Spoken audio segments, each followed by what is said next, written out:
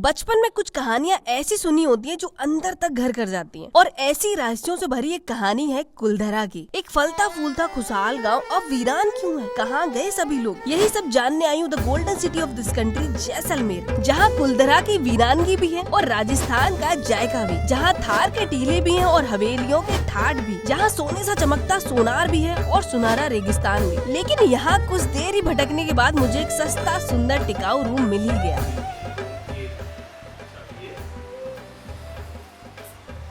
तो मिल गया, अब देखते हैं आगे का।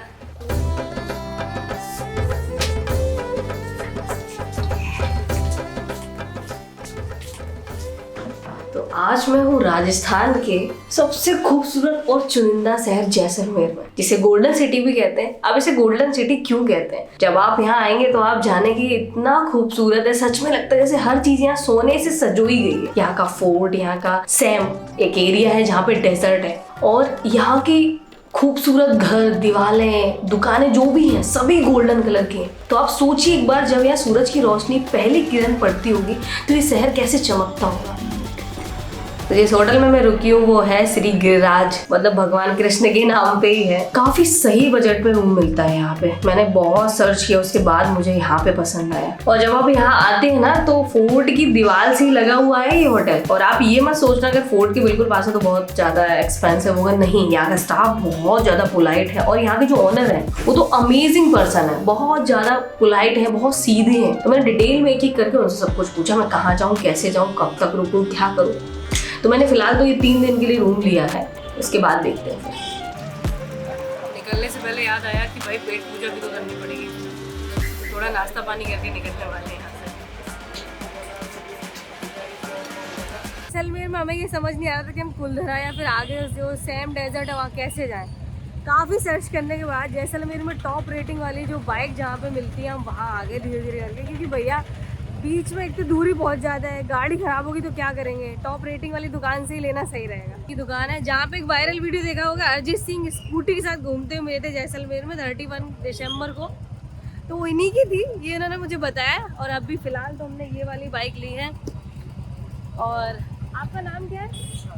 विशाल जी से हमने बाइक ली। विशाल जी अभी घर पे ही थे, मैंने इनको फ़ोन करके अर्जेंट बुलाया, भैया हमें निकलना है, आप फटाक से आ जाओ। तो इससे हम जाने वाले हैं कुलधरा के लिए और थार डेजर्ट घूमेंगे। मज़ा आने वाला है आज तो।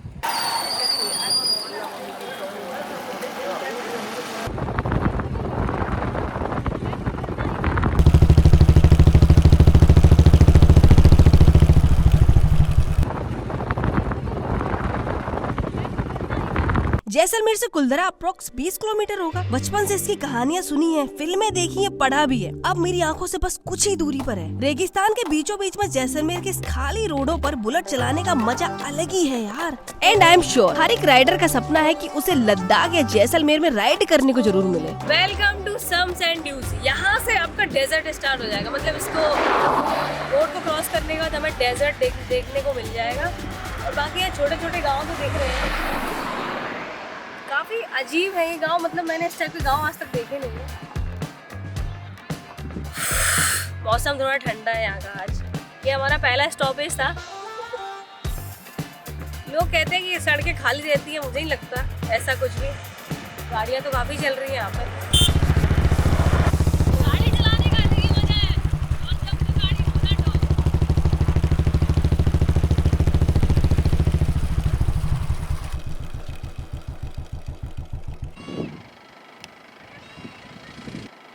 ये मेन हाईवे इस साइड है और यहाँ से करीब 5-6 किलोमीटर अंदर की तरफ कुलधरा जो गांव है वो पड़ता है। तो यहाँ से हमें अंदर की तरफ जाना है। तो कुलधरा के जो एंट्रेंस गेट है यहाँ से करीब 1.5 या 2 किलोमीटर होगा, वहाँ पे हूँ। और यहाँ पे बाइक और जो भी लोग जाते हैं उनकी रिसिप्ट वगैरह मिलती है। आई थिंक यहाँ पे 20 रुपीज़ पर पर्सन है और गाड़ी के साथ 50 रुपीज़ है। मैं ये बता रही हूँ कि यहाँ गाड़ी वाड़ी मेरी थोड़ी प्रॉब्लम कर रही थी, तो मुझे पता चला कि यहाँ से 10 किलोमीटर दूर मैकेनिक आपको मिलेगा, कुछ भी मिलेगा। आसपास कुछ भी नहीं है, गाड़ी ख़राब हो जाए, पेट्रोल ख़त्म हो जाए, कुछ भी नहीं है आसपास। या तो सैम है जो डेजर्ट है वहाँ पे आपको मिलेगा, या फिर यहाँ से 10 किलोमीटर दूर, वो भी गाड़ी का मैकेनिक वगैरह मिलेगा भी कि नहीं मिलेगा वो भी कंफर्म नहीं है। सोचिए कितना ख़तरनाक सही एरिया है। अरे रोड बहुत खतरनाक है यार, ये देखते हैं जो बता रहे हैं, जो पढ़ा है अब तक, उसमें कितनी सच्चाई है, आंखों पे देखने बिलीव करेंगे। अनगिनत कहानियाँ, अनगिनत किस्से बचपन से सुनते आ रहे हैं, कुलधरा कुलधरा कुलधरा। सच्चाई क्या है किसी को नहीं पता।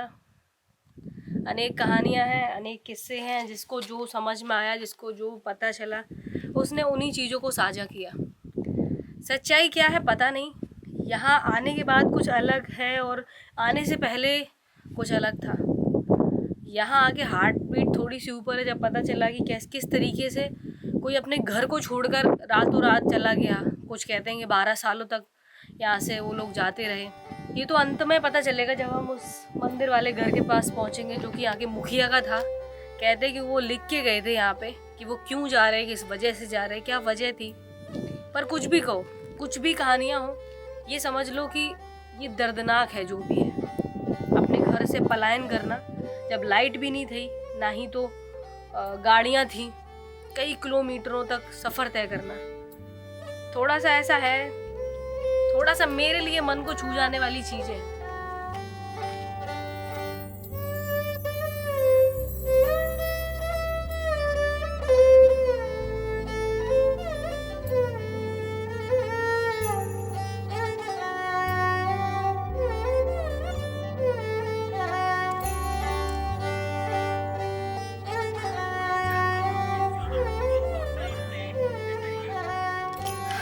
खंडर हो गया ये गाँव।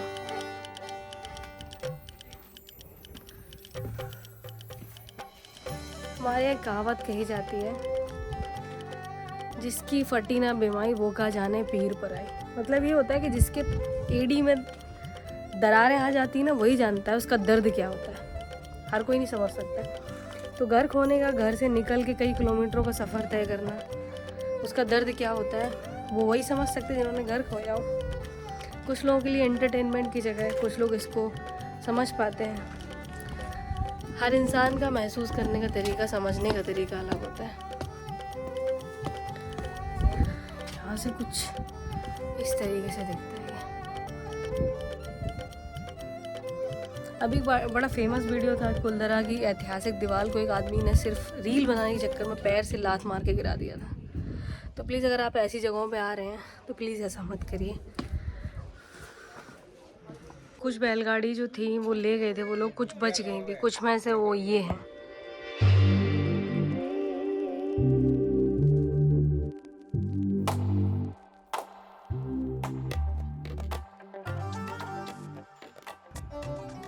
ये गांव के जो पत्थर है वो एकदम गोल्डन कलर के हैं। फिलहाल तो ये खंडर बन चुका है गांव, लेकिन इसे अभी किसी ने छेड़ा नहीं। जैसा वो लोग पालीवाल जो ब्राह्मण थे वो छोड़ के गए थे, वैसे का वैसा ही है। तो इस गांव की अनगिनत ऐसी कहानियां हैं। 3 सबसे प्रचलित जो कहानियां हैं, पहली कहानी ये है कि यहाँ के जो सरपंच थे, मुखिया पालीवाल ब्राह्मणों के, उन मुखिया की जो बेटी थी एक, वो बहुत खूबसूरत थी। और यहाँ के जो जैसलमेर के उस टाइम जो राजा थे वो बनाए गए थे, उनकी उम्र थी कम।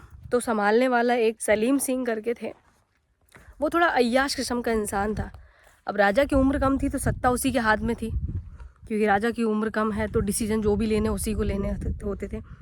तो उसने जो कर होता है ना, वसूलना इतना ज़्यादा बढ़ा दिया था, टैक्स इतना ज़्यादा कर दिया था कि उसको समझ ही नहीं आता था कि अगर सूखा पड़ा है तो ब्राह्मण जो समाज है कैसे भरेंगे। उस टाइम टॉप पे चल रहा था टैक्स लेने की जो प्रथा सी बन चुकी थी। टैक्स लेना आप कैसे भी दो, किसी भी कंडीशन में दो।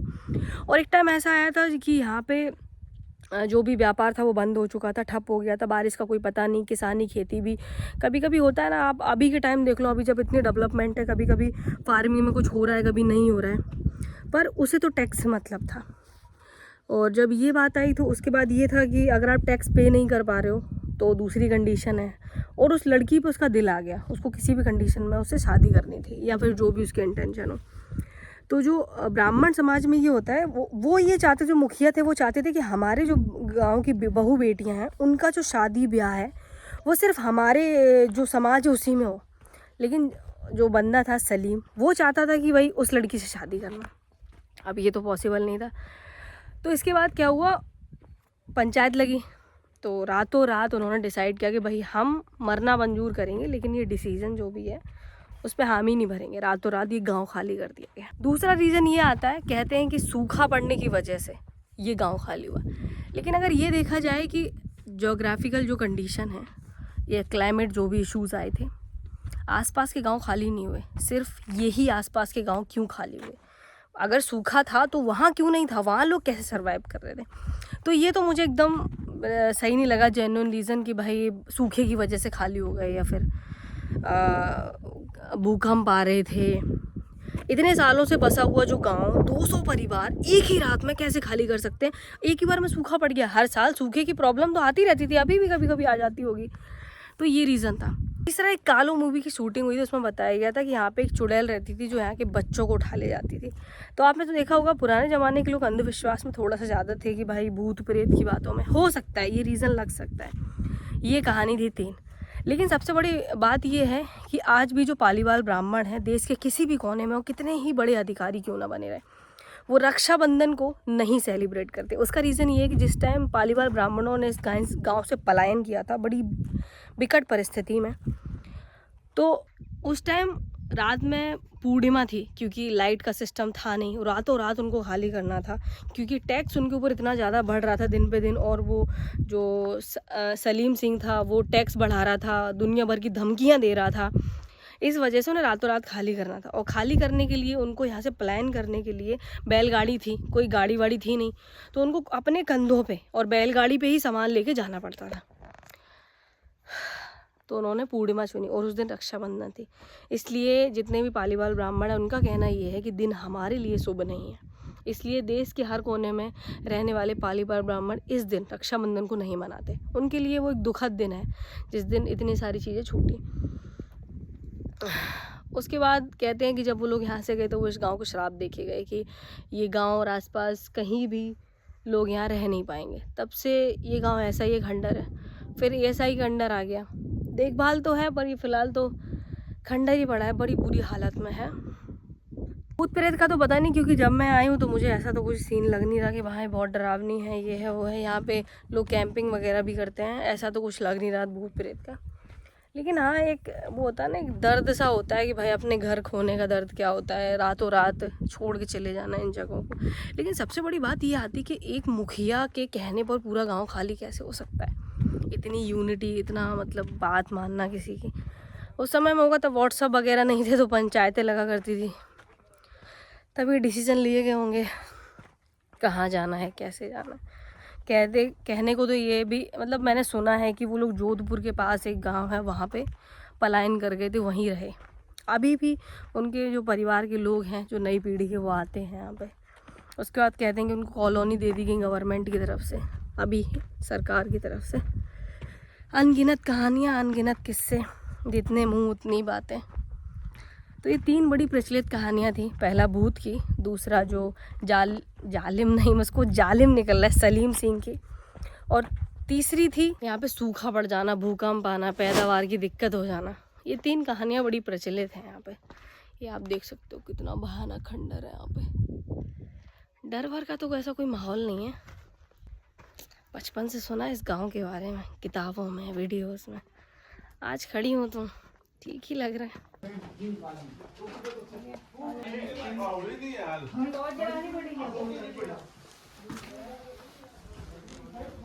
जैकेट पकड़ो, त्याग कर रही हूँ, कूदने जा रही हूँ इसमें। ऑन करो, अपना फोन दो मुझे टॉर्च जलाने के लिए। ये मुखिया का घर था जो मंदिर के पास था, और कहते हैं कि यहाँ पे एक बेसमेंट है, और पहले था, मतलब अभी भी है वो।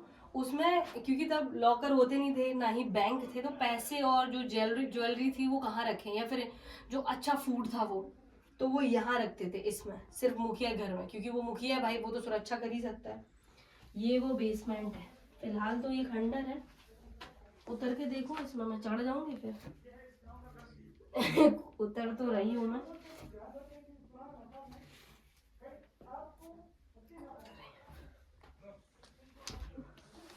ये खंडर है पूरा, चमगादड़ है कुछ यहाँ पे। फोन दो मैं दिखाती हूँ। ये ऐसा था, ये इनका बैंक था। फिलहाल तो इसमें मिट्टी इट्टी भर गई है, बाकी अच्छा खासा कंडीशन में हुआ। तो ये बैंक वगैरह जो इनका था, ये लोकल बैंक था, यहाँ पे पैसे वैसे यहीं पे रखे जाते थे। ऐसी जगहों पर उतरने में बड़ा डर लगता है।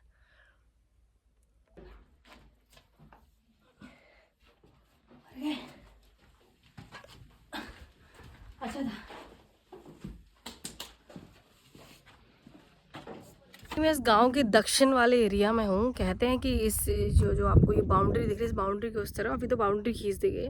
वहाँ एक ककनी नदी बहा करती थी उस टाइम, और वो मतलब सीजनल थी, जैसे कि बारिश हुई उसका पानी उसमें चल रहा है, जो भी सर्वाइव करते थे उसी के पानी से, लेकिन वो सूख जाती थी गर्मियों में। लेकिन सबसे खास बात ये थी, ये लोग जो थे ना गाँव वाले, ये मतलब इनकी इंजीनियरिंग भी बड़ी कमाल की थी।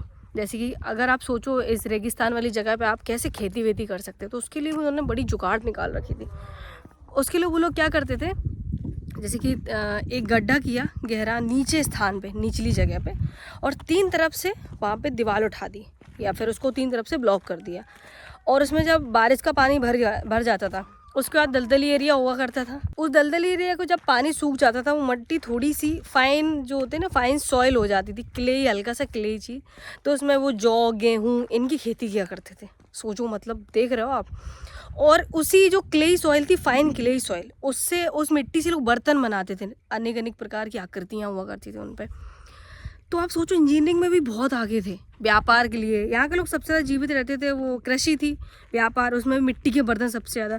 आप सोचिए रेत वाली जगह पे वो मिट्टी के बर्तन कैसे बनाते होंगे। तो वही मैंने बताया ना, पानी को ब्लॉक करते थे, पानी सूख जाता था, वो मिट्टी दलदली हल्की क्ले, फाइन क्ले सॉइल बन जाती थी। उससे लोग मिट्टी वगैरह से जो मिट्टी के बर्तन थे वो बनाते थे, उसी से व्यापार वगैरह करते थे।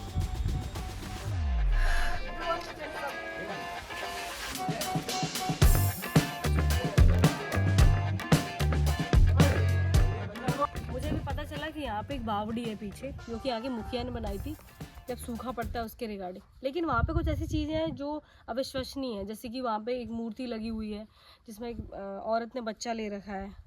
उसके बारे में थोड़ी समझ से परे चीज़ें, लेकिन जाके देखते हैं। फिलहाल तो हम लेट हो रहे हैं, सनसेट होने वाला है और हमें सैम तक पहुँचना है।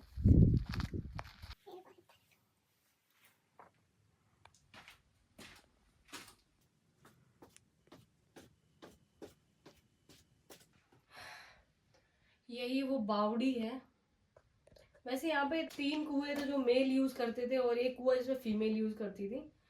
उसमें क्या, वो नीचे उतर के जाती थी अपने कपड़े वपड़े धोना, बर्तन धोना, वहाँ जो बात करती थी आपस में, वो है।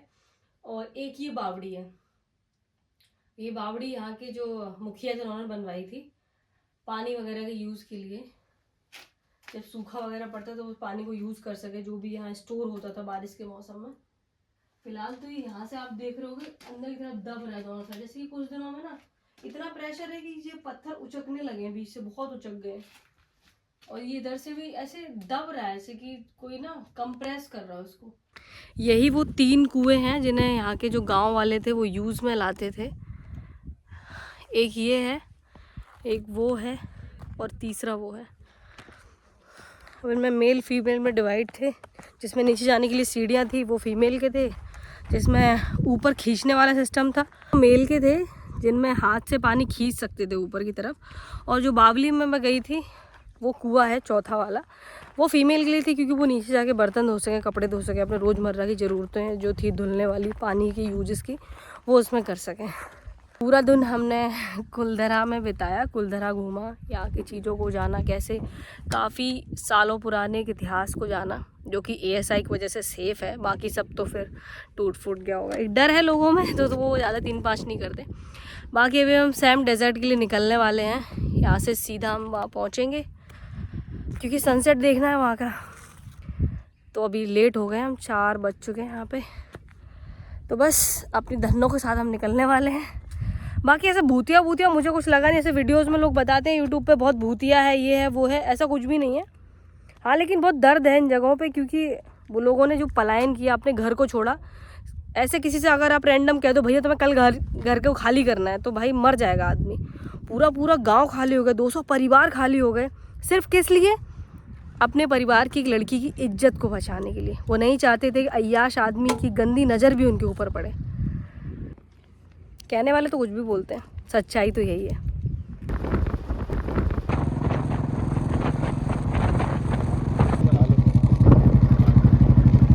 वैसे तो पूरा का पूरा जैसलमेर रेगिस्तान के बीचों बीच में, पर अगर रेत के टीले देखने हैं और कैमल सफारी के साथ जीप सफारी और एडवेंचर एक्टिविटी करनी है तो आना पड़ेगा सैंड ड्यून, जहाँ दिखता है असली थार रेगिस्तान। और यहाँ कैंपिंग करने का अलग ही मजा है।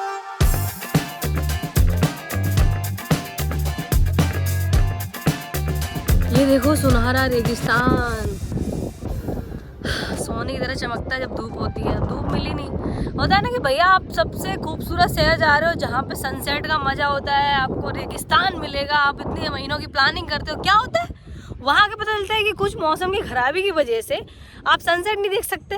ठंड इतनी ज़्यादा है कि हाथ पैर टेढ़े मेढ़े हुए जा रहे हैं, पर फोटो तो खिंचवानी पड़ती है, इतनी ठंड है। पर ये अमेजिंग यार, मज़ा हद से ज़्यादा मज़ा आ रहा है यहाँ पे। सबसे ज़्यादा एंजॉयमेंट तो ऐसी जगहों पे कपल ही करते हैं, बाकी सब तो बातें हैं। हम क्या, हम इस फ़ोन के साथ खेल रहे हैं।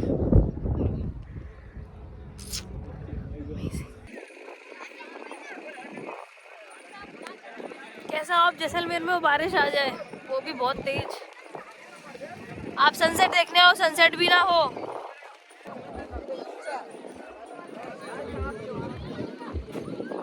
हैरान हूँ कि इतनी बारिश आ गई, लोग भगदड़ क्यों नहीं है। मुझे लगता है कि मुझे ही बारिश से डर लगता है सबसे ज्यादा। चाचा बस करो यार।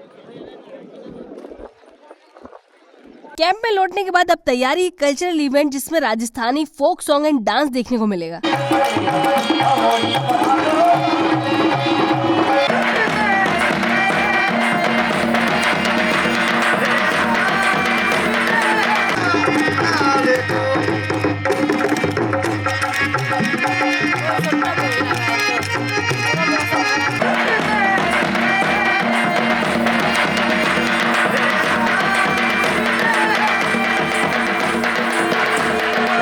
जैसलमेर में हूँ, नाइट का डिनर चल रहा था और लाइट चली गई।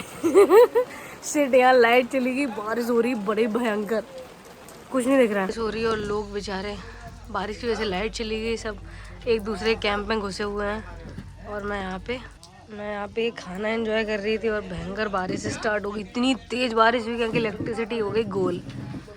बेचारे सब एक दूसरे के कैंपों में घुस के खाना खाए, जिसको जहाँ जगह मिल रही। खाना इतना टेस्टी था, समझ नहीं आ रहा क्या करें। इसे कहते मैं नंगी पैर हूँ, मैं भागी हूँ वहाँ से, रेत ही रेत, मेरे पैरों की हालत देखो आप। जैसलमेर में बारिश, क्या बात है यार, वो भी लाइट गायब। ये देखो हम किसी के तंबू में घुसे हुए हैं, वो तंबू किसका है पता नहीं। राम भगवान की कृपा है कि ये तंबू वाटर प्रूफ है, नहीं तो दूर दूर तक किलोमीटरों में सर छुपाने के लिए जगह नहीं भाई। ये पानी का संगीत है ना, जो पता नहीं, दिल में बड़ा दर्द सा पैदा हो रहा है मुझे ये लग रहा है कि अगर तूफान आ गया इस दूर किलोमीटरों को, 45 किलोमीटर दूर जैसलमेर है, डर की उसे जवान काँप रही है। क्या करेंगे हम? तंबू उड़ जाएगा, तंबू के साथ हम उड़ जाएंगे, और सपोज दैट हम यहीं रह गए, तंबू उड़ गया, कहाँ सर छुपाएंगे?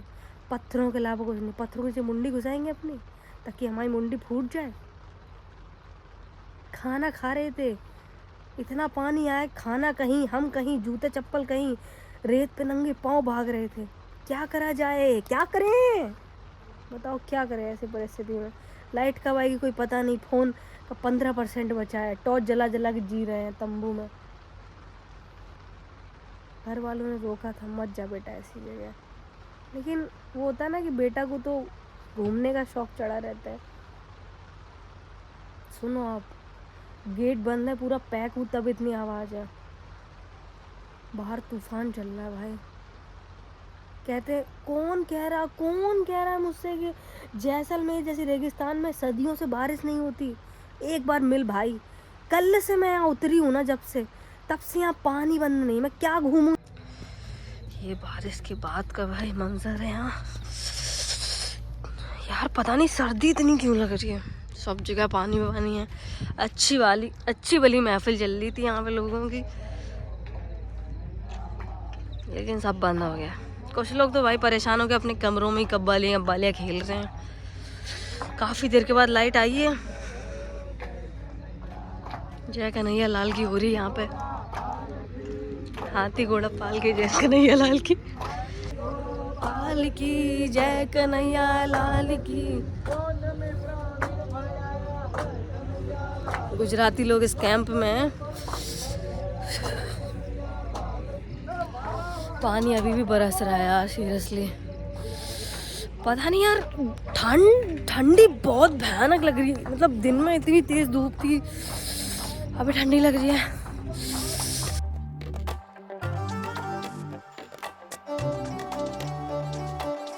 सुबह के 9 साढ़े 9 बज रहे हैं भाई साहब। यहाँ ठंड का वो कह रहा है और मैं कपड़े लेके नहीं आई। मैं ऐसे ही इन्हीं कपड़ों में इतनी ठंडी से मैनेज कर रही हूँ। यहाँ बारिश स्टार्ट हो गई है फिर से जैसलमेर में, और अब ठंड देखो यहाँ कितनी है। सबसे बड़ी प्रॉब्लम वाली बात यह है कि मैं यहाँ पे भाई साहब बाइक से आई हूँ, और जिसको बता रही हूँ वो हंस रहा है कि अब बाइक से कैसे जाऊँ। आज धूप निकलने के चांसेस नहीं है, ठंड एक लिमिट से ज़्यादा है। मुझे लगता है कभी कभी मुझसे गलतियाँ सही होती हैं। गलती से मैं जैकेट ही रख लेती है अपने साथ। दुपट्टा ओढ़ रखा है, इसे क्या होगा यार इतनी ठंडी में, समझ नहीं आ रहा कि मैं क्या करूँ। नाश्ता नहीं कर पा रही हूँ, दांत बज रहे हैं यार ठंड की वजह से। आज इसको कॉटेज बोलते हैं, मैं तंबू बोल के रह गई कल से। वो सब जा रहे हैं अपनी अपनी कार से। कैसे बताऊँ कि मैं बाइक से आई हूँ, कैसे जाऊँ यहाँ से 50 किलोमीटर। ये मोमेंट होता है जब मुझे लगता है कि मैं इनकी रजाई लेके भाग जाऊँ यहाँ से। ज़रूरी था क्या बाइक से आना? इससे तो मेरे को लग रहा है मैं बस से आ जाऊँ, उस पर लोड करा दूँ बाइक। हम ही रह गए यहाँ पे, सब चले गए यार। सबके लगेज रखे जा रहे गाड़ी में। ऐसा ट्रेवलर मैंने इस देश को बहुत घूमा, लेकिन रेगिस्तान के दिल में बसे शहर का जादू हो गया है मुझ पे। शायद मैं जैसलमेर से चली भी जाऊं, लेकिन जैसलमेर मेरे अंदर से कभी नहीं जाने वाला। शायद लोग इस जगह को भूमि के उस टुकड़े के रूप में जानते हैं जो बंजर है, जहाँ पानी नहीं है। हाँ, पानी है भी कम, पर यहाँ लोगों के दिल बहुत बड़े हैं, और यही बात अलग बनाती है जैसलमेर को।